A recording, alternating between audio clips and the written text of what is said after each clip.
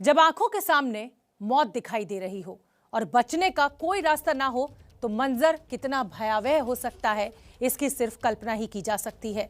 आज हम मातृभूमि में आपको जो तस्वीर दिखाने जा रहे हैं वो विचलित करने वाली है। लेकिन रविवार को उत्तराखंड के चमोली में आया तबाही का सैलाब कैसे अपने साथ जिंदगियों को बहा कर ले गया, वो ये वीडियो दिखा रहा है। तस्वीरें रविवार सुबह की हैं, जब मजदूर एनटीपीसी के बैराज पर काम कर रहे थे।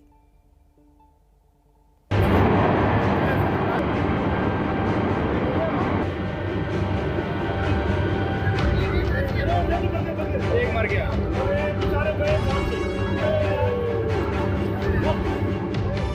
ना कोई चेतावनी, ना कोई अलर्ट। बस अचानक ऐसे ही मुंह फाड़े ये सैलाब जिंदगी लील जाने के लिए आगे बढ़ रहा था।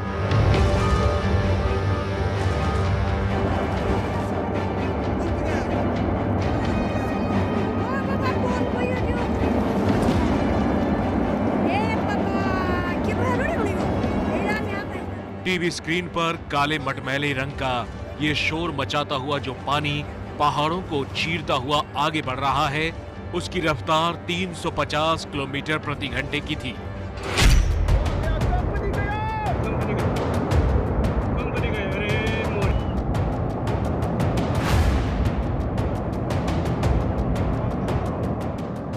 और मौत के इस सैलाब के बीच फंसे थे मजदूर।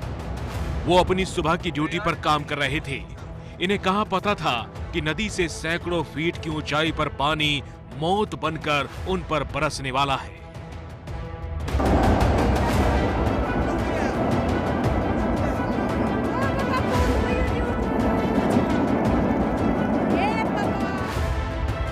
दो मिनट 12 सेकंड के इस वीडियो में पहले बिल्कुल बीच में बढ़ता हुआ पानी दिखाई देता है। वीडियो में 23वें सेकंड पर कई मजदूर यहां बैराज पर खड़े दिखाई देते हैं। आप वीडियो देखकर शायद कांप रहे हो। कल्पना कीजिए इन मजदूरों के सामने कितना खौफनाक मंजर रहा होगा।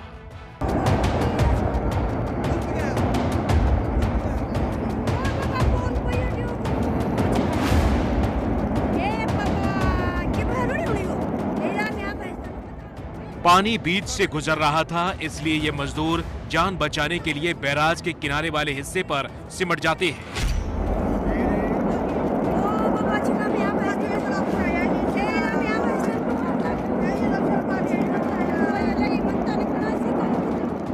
शायद ये सोचकर कि किनारे पर वो सुरक्षित होंगे, लेकिन कुछ पल के भीतर ही पानी की रफ्तार और तेज होने लगती है।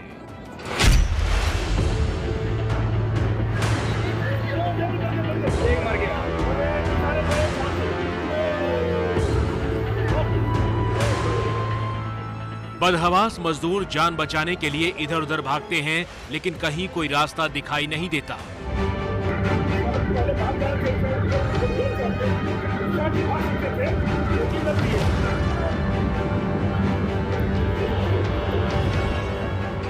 चौवनवें सेकंड पर कैमरा घूमता है तो बैराज के दूसरे कोने पर भी कुछ मजदूर दिखाई देते हैं।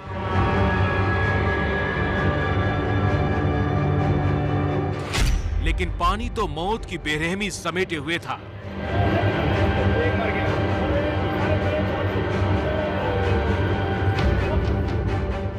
टीवी स्क्रीन पर मौजूद ये दो तस्वीरें बता रही हैं कि 30 सेकंड के भीतर पानी कितना भयानक हो चुका था। 25 सेकंड से लेकर 1 मिनट 5 सेकंड तक पहुंचते पहुंचते सैलाब विकराल रूप ले चुका था।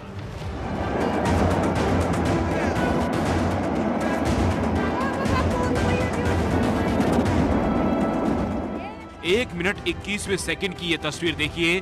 पानी का ये डरावना दृश्य देखकर बैराज पर मौजूद मजदूर एक जगह सिमटकर खड़े हो जाते हैं।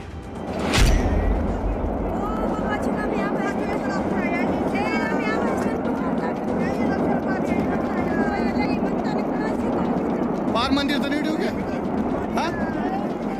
लेकिन अब पानी धीरे धीरे किनारों की तरफ बढ़ने लगता है।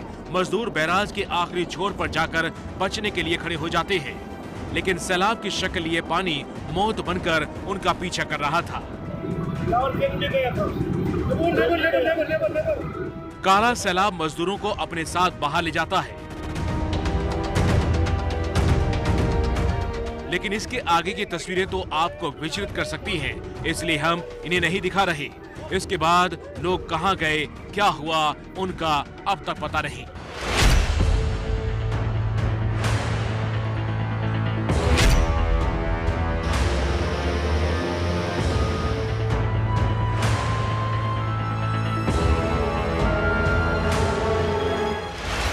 ये वीडियो खत्म होता है तो पूरे बैराज पर बर्बादी की चादर लिपटी हुई दिखाई देती है।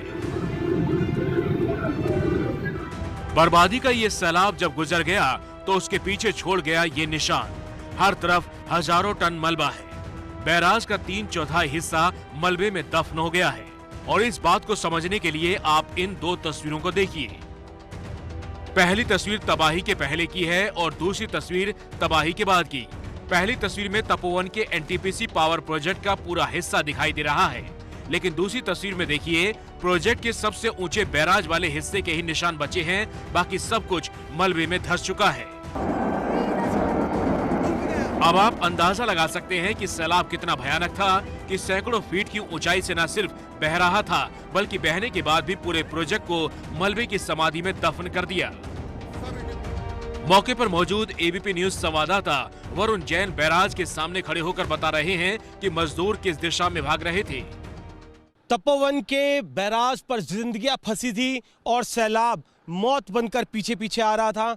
आप देख सकते हैं वीडियो में साफ यही बैराज नजर आ रहा है और बैराज के ठीक ये जो सामने पॉइंट है जहां पर आपको बहुत ज्यादा मिट्टी भरी हुई बैराज के ऊपर नजर आ रही है, ठीक इसी पॉइंट पर वो मजदूर किसी तरीके से बचते हुए आगे आते हैं। पीछे से सैलाब करीब 300-350 किलोमीटर प्रति घंटे की रफ्तार से आ रहा था। बचने की कोशिश करते हुए जो आखिरी छोर देख रहे हैं आप इस बैराज का, इस आखिरी छोर पर वो आ जाते हैं, लेकिन तब भी जो सैलाब था वो एक ही झटके में इन सभी मजदूरों को अपनी आगोश में ले लेता है और सभी यूं बहते हुए आगे आ जाते हैं। एबीपी न्यूज ने कुछ ऐसे लोगों से भी बात की जो घटना के वक्त तबाही के इस सैलाब से अपनी जान बचाने में कामयाब हुए हैं। हम लोग को लगभग 20-25 आदमी बहुत भाग से निकले, बहुत भाग से। 1 मिनट लेट करते तो हम लोग भी अंदर चले गए। 1 मिनट लेट करते बहुत तेजी में भागे। वो समय सरिया का जीना है, सरिया के जीना बना है। सरिया के जीने पर बैठ के और खड़े होकर सब कोई एक दूसरे के पकड़ के हम लोग निकले। हम लोग कुछ लोगों ने मौत को मात दे दी, लेकिन कुछ अब भी हैं जो जिंदगी और मौत के बीच जंग लड़ रहे हैं। कल हमने आपको दिखाया था कि 120 मीटर तक का फासला तय हो चुका है और चुनौती 180 मीटर तक पहुंचने की है, लेकिन बीतते वक्त के साथ ये चुनौती मुश्किल हो रही है क्योंकि मलबा कदम आगे रखने नहीं दे रहा।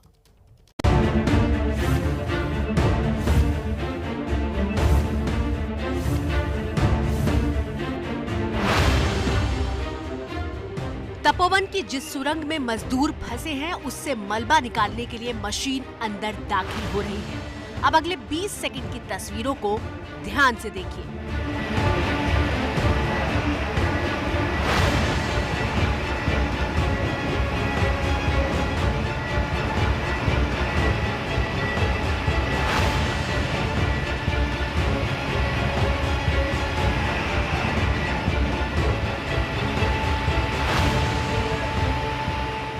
सेकंड बाद जेसीबी मशीन की रफ्तार पहले धीमी होती है और फिर एक पॉइंट पर आकर वो रुक जाती है। सामने मलबे का पहाड़ दिखाई दे रहा है और मलबे के इसी पहाड़ को पार करके 30 से ज्यादा जिंदगियों को बचाने की मुहिम चल रही है। आगे घुप अंधेरा है, सिवाय मलबे के और कुछ दिखाई नहीं दे रहा। मलबा कितना ज्यादा है इसे आप इन दो तस्वीरों से समझिए। पहली तस्वीर में सुरंग का वो हिस्सा है जहां से मलबा साफ किया जा चुका है, लेकिन 80 मीटर बाद सुरंग की हालत ये है। मलबे के पार कुछ देख पाना भी नामुमकिन है। सबसे बड़ी मुश्किल ये है कि कल से अब तक सुरंग में आगे बढ़ पाना मुश्किल हो गया है, क्योंकि जितना मलबा निकाला जाता है उतना ही वहां आकर फिर से जमा हो जाता है। 110 मीटर तक की हो रखी है एंड जितना खोजा जा रहा है, जितना हम एक्सकवेट कर रहे हैं उससे ज़्यादा मलबा वहाँ से आगे से आ रहा है। तो इसलिए आपको लग रहा होगा कि वर्टिकल डिस्टेंस मतलब हॉरिजॉन्टल डिस्टेंस कम ही है, पर वास्तविकता ये है कि जितना आप वहाँ पे उठा रहे लोडर और एक्सकावेटर, उससे ज़्यादा मलबा वहीं पे आ रहा है। इसलिए आगे बढ़ने का डिस्टेंस उतना ही है, लेकिन हमें वर्टिकल डिस्टेंस काफ़ी मिला है। मतलब वर्टिकली हमारा जो मलबा था काफ़ी कम हो गया है। सो देखते हैं आर्मी, ITBP, SDRF, NDRF सब लोग जो है कुछ प्लान कर रहे हैं। तो आप देख पा रहे हैं कंबाइंड टीम्स काम कर रहे हैं। किसी भी हाल में रेस्क्यू टीम को जल्द से जल्द 180 मीटर तक पहुंचना है और इसके लिए लगातार नए तरीकों को भी आजमाया जा रहा है। मंगलवार रात को ITBP, NDRF, SDRF की ज्वाइंट टीम सुरंग के अंदर पहुंची थी। ड्रोन कैमरा और तमाम मशीनों के जरिए सुरंग के अंदर दाखिल होने के दूसरे तरीकों की भी तलाश की गई, लेकिन जहां तक मलबा साफ हुआ है, ड्रोन कैमरे भी 10 मीटर के बाद उसके आगे नहीं जा पा रहे। आज सुबह ABP न्यूज संवाददाता रक्षित सिंह ने बताया कि मशीनों का काम रोककर कटिंग के औजार अंदर ले जाए गए हैं। जो मलबा हटाने का काम था वो फिलहाल मशीनों के द्वारा रोका गया है, क्योंकि अब कटिंग के जो इक्विपमेंट्स हैं वो अंदर टनल में लेकर गए हैं आर्मी के पर्सनल, NDRF, SDRF के, और कुछ पाइप से जो रोड जो टनल ब्लॉकेज था उसको काटने की कोशिश जो है वो अब अंदर की जा रही है। और उसके बाद में एक बार फिर से जो तमाम मशीनें हैं वो मलबा हटाने का काम करेंगी, और उम्मीद ऐसी जताई जा रही है कि 110 मीटर तक पहुंच चुके हैं। उसके बाद में मैनुअली अब अंदर घुसने की कोशिश है, और इसी क्रम में, इसी कड़ी में जो तमाम पर्सनल्स हैं, चाहे वो इंडियन आर्मी के हों, NDRF हो, SDRF हो या ITBP के हो, सभी लोग यहाँ पर साइट पर तैनात हैं। रेस्क्यू ऑपरेशन का चौथा दिन है। हर पल भारी है। रात दिन मशीनें बिना रुके काम में लगी हुई हैं ताकि किसी तरह 180 मीटर तक पहुंचा जा सके। कल हमने मातृभूमि में आपको दिखाया था कि आखिर सारी चुनौती 180 मीटर तक पहुंचने की क्यों है। ये देखिए, यहाँ नदी बह रही है। नदी से सटी यहाँ पर वो सुरंग है जिसमें रेस्क्यू ऑपरेशन किया जा रहा है। NTPC की सुरंग का काम गाद को निकालना है। ये सुरंग 3 मीटर चौड़ी है जिसमें बुलडोजर और JCB से रेस्क्यू ऑपरेशन हो रहा है। सुरंग की लंबाई 240 मीटर है। रेस्क्यू टीम को 180 मीटर तक पहुंचना है। 48 घंटे के ऑपरेशन के बाद 100 मीटर तक मलबा निकाला जा चुका है। कुछ फासला और तय करना है, लेकिन 180 का ही फासला इसलिए तय करना है क्योंकि यहाँ एक स्केप टनल है। 180 मीटर बाद इस सुरंग में यहाँ एक और सुरंग बनी हुई है। इस जगह पर 34 मजदूर काम कर रहे थे। माना जा रहा है कि जब अचानक सुरंग के भीतर पानी के साथ मलबा दाखिल हुआ होगा तो मजदूर इस एस्केप सुरंग में दाखिल हो गए होंगे और यहीं तक पहुंचने की पूरी जद्दोजहद है। लेकिन सुरंग में 180 मीटर तक पहुंचने में सिर्फ मलबा ही अड़चन पैदा नहीं कर रहा। मलबे के साथ पहाड़ों से रिसने वाला पानी भी बहुत बड़ी चुनौती और खतरा दोनों बन गया है।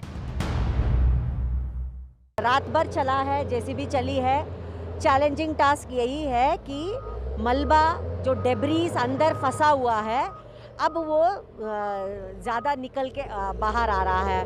अब जो टेक्निकल एक्सपर्ट्स हैं NTPC के, वो ये कह रहे हैं कि अब थोड़ा रिस्की है, अंदर से पानी का बहुत तेज़ बहाव हो सकता है, तो आगे रहने किसी को अंदर जाने का उन्होंने अभी थोड़ा मना किया है। सिर्फ मशीन ही धीरे धीरे जाके जितना हो सके वो मलबा निकालेंगी। दरअसल सामान्य दिनों में जब NTPC के इस पावर प्रोजेक्ट की सुरंग में खुदाई का काम चल रहा था तो हर रोज 2 बड़े पंपिंग सेट के जरिए लगभग 3000 लीटर पानी बाहर निकाला जाता था।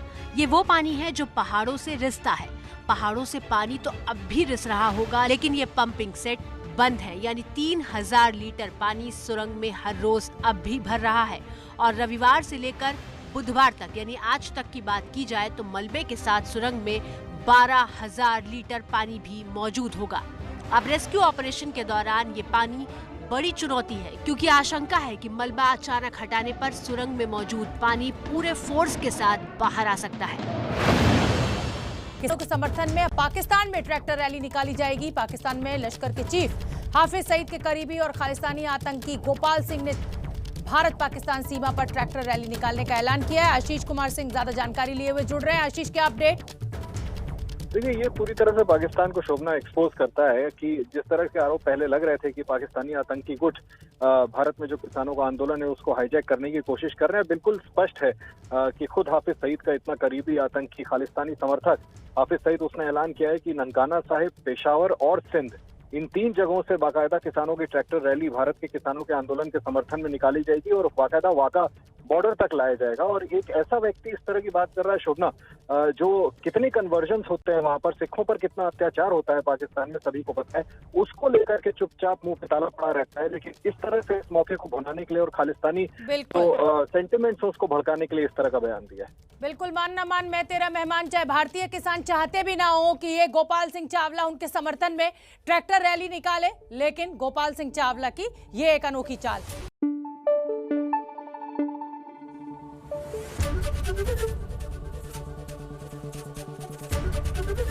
एबीपी न्यूज आपको रखे आगे।